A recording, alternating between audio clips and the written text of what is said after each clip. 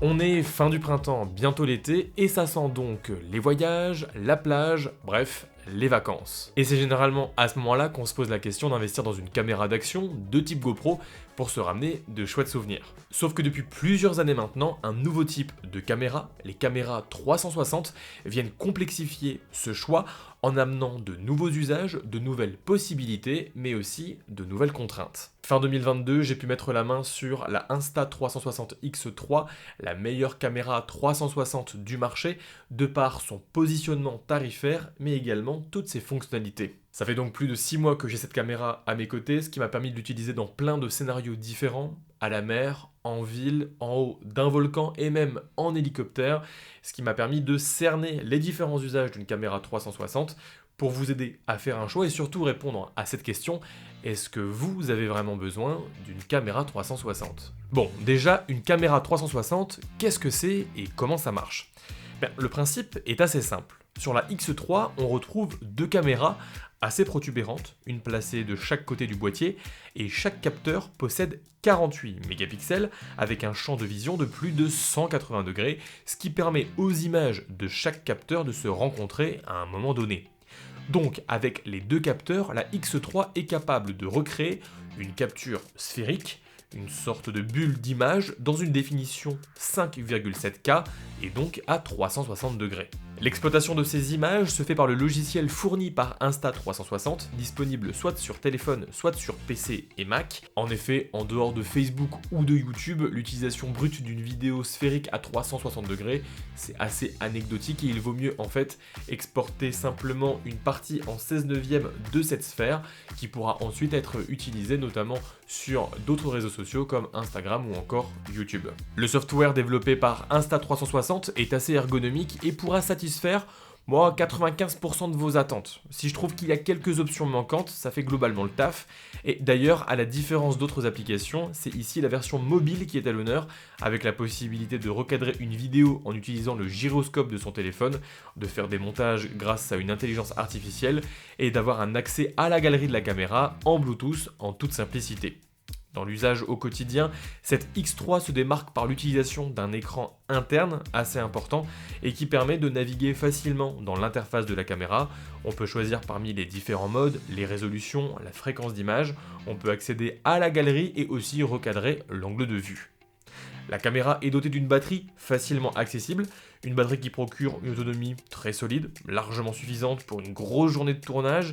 Et moi perso, dans mon utilisation en voyage, j'ai besoin de recharger cette caméra en USB type C tous les 3 à 4 jours environ. On retrouve également un emplacement pour une carte micro SD et malgré tous ces ports, la caméra est étanche jusqu'à 10 mètres de profondeur, voire 50 mètres avec les accessoires dédiés. Car oui, la caméra est compatible avec une grande diversité d'accessoires, allant du boîtier étanche à la protection de lentilles et même au trépied. Perso, j'ai quasiment tous les accessoires à la maison, je les ai testés, et les deux accessoires que je vous recommande le plus sont déjà la protection rapide pour objectif et ensuite la longue perche pour pouvoir prendre des plans assez inédits.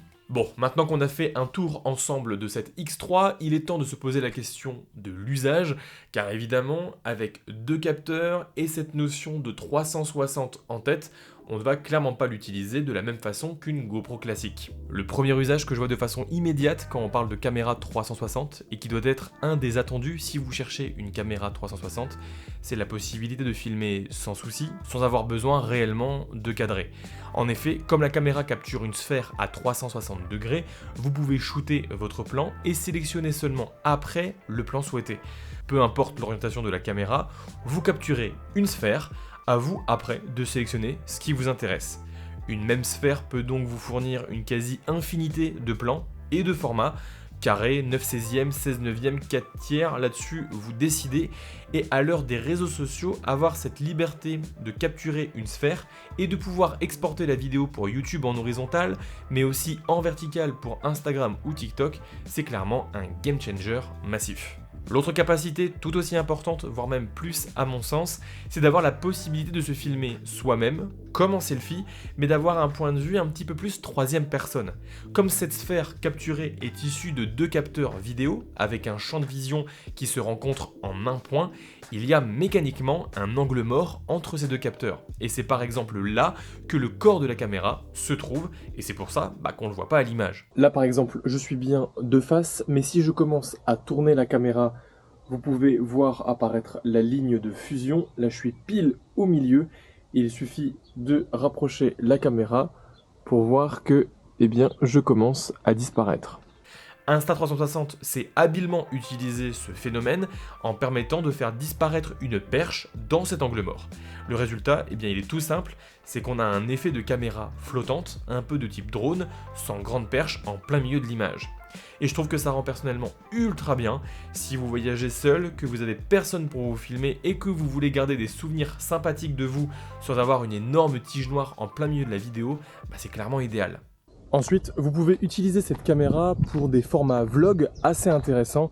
Comme vous l'entendez, la qualité des microphones embarqués est quand même vachement présente. Et avec cette possibilité de pouvoir switcher les angles de vue de façon complètement libre tout autour de la caméra, ça fait comme si vous aviez un système multi-caméra, sauf que là non, c'est une seule caméra, et ça c'est quand même extrêmement intéressant. Et enfin, bien évidemment, vous pouvez utiliser cette caméra comme une action cam classique, comme une GoPro donc. Dans les paramètres de prise de vue, il vous suffit de choisir le mode lentille unique pour pouvoir enregistrer des vidéos en 4K en 30 fps ou en 3,6K 60 fps. Dans ce mode, vous vous en doutez, pas de vidéo à 360 degrés, mais la possibilité de shooter avec le capteur dorsal ou en selfie avec le capteur au-dessus de l'écran. Et filmer en monolentille, ça a l'avantage d'être plus simple d'appréhension, avec moins de travail en post-production et des fichiers moins lourds, ce qui là aussi peut être assez intéressant en fonction de votre carte SD. Moi j'aime bien ce mode monolentille puisque je trouve ça plus simple, plus rapide que le mode sphérique. On a également moins de post-production, on n'a pas tout le mode sphérique à devoir retailler, etc. Non, on a un usage beaucoup plus de type GoPro, et pour beaucoup, ça peut aussi être un avantage. Car oui, si les caméras 360 sont assez intéressantes sur de nombreux points, on pourrait même dire qu'elles sont révolutionnaires sur certains, on va pas se mentir, il y a encore de nombreux défauts ou des limitations qui sont assez embêtants. Déjà, évidemment, avec de gros capteurs comme ça à l'extérieur, on est inévitablement sur un produit qui est plus sensible aux rayures et aux dommages. C'est pour ça que je vous conseille d'investir tout de suite dans la protection de capteurs mentionnée plus haut, c'est vraiment indispensable. Il faut donc faire attention dans la manipulation de la caméra, ne pas la poser capteur dénudé face à une table, puisqu'il suffit d'une poussière assez épaisse, d'un grain de sable, pour anéantir votre expérience. Et ici, pas de possibilité de changer la lentille abîmée. C'est pas comme chez GoPro ou sur d'autres caméras où on peut remplacer une cover en verre de protection. Ici, si c'est abîmé, vous devez faire avec. D'ailleurs, en parlant des capteurs, ils sont 2 et construisent main dans la main une image sphérique. Et 2 demi-sphères qui se rencontrent, ça pose forcément la question de cette ligne de fusion, là où les 2 moitiés s'assemblent. Et le moment où cette problématique est le plus visible, c'est en plongée sous l'eau. Si la caméra en tant que telle est étanche à 10 mètres, elle rencontre quelques problèmes d'ordre physique dans l'eau. En effet, la diffraction de la lumière dans l'eau rend la fusion des 2 capteurs impossible, et on a donc une grosse différence entre les 2 capteurs. Les vidéos en 360 degrés sous l'eau doivent donc passer par un boîtier spécifique dédié à cet usage et qui est donc étanche jusqu'à 50 mètres. Et perso, j'ai pas été convaincu par ce boîtier étanche, l'accessoire coûte cher, il est pas très ergonomique et au final, la fusion des images n'est pas parfaite non plus, surtout sur le bas où c'est assez volumineux et donc ça apparaît à l'image. Pour de l'aquatique, je vous conseille donc plutôt de partir sur une caméra classique de type GoPro ou même une Insta360 Go 2 qui est plus petite et plus facile à emmener. Et enfin, le plus gros défaut pour moi en utilisant une caméra 360, c'est le fait que la qualité d'image n'est pas au niveau des standards de 2023. En mode HDR encore, ça passe, les couleurs sont punchy et ça flatte pas mal la rétine. Mais en dehors de ça, faut pas oublier qu'on est sur une résolution 5,7K sur l'intégralité de la sphère et que cette sphère n'est pas vraiment exploitable brute comme ça et qu'il va falloir trouver quoi exporter dans cette sphère.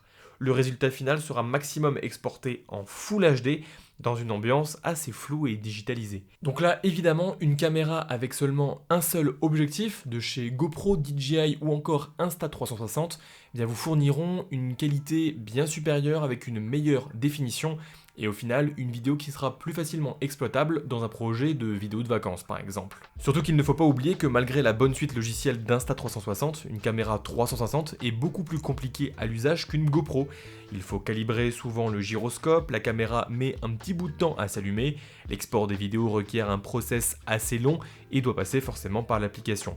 Bref, c'est moins fluide et ergonomique qu'une caméra plus traditionnelle. Donc, pour conclure, je pense que l'idée d'avoir une caméra 360 ne se pose vraiment que si et seulement si vous avez déjà à côté un autre type de caméra. Alors ça peut être une autre action cam de type GoPro, ça peut être un smartphone, aujourd'hui les smartphones font de très bonnes vidéos, ou ça peut être, pourquoi pas, un appareil photo. La X3 de chez Insta360 est actuellement la meilleure caméra 360 degrés du marché, de par notamment son positionnement tarifaire, son rapport qualité-prix, mais aussi de par toutes ses fonctionnalités. Pour autant, on l'a vu, elle a aussi des défauts qui sont surtout inhérents au principe même d'une caméra 360 degrés, ce qui fait que moi, je n'utiliserai pas ce genre de caméra comme une caméra principale. Par contre, c'est vraiment le type de caméra super intéressante à toujours avoir sur soi, pour avoir des perspectives folles avec des plans uniques et vraiment travaillés. Donc si vous avez bien suivi, une caméra 360 et par extension cette X3, c'est avant tout une super caméra secondaire plutôt qu'une caméra principale à tout faire. Cette vidéo est issue d'un test de 7 mois réalisé avec la Insta360 X3. La vidéo n'est pas sponsorisée et la marque n'a pas eu de droit de regard sur la vidéo.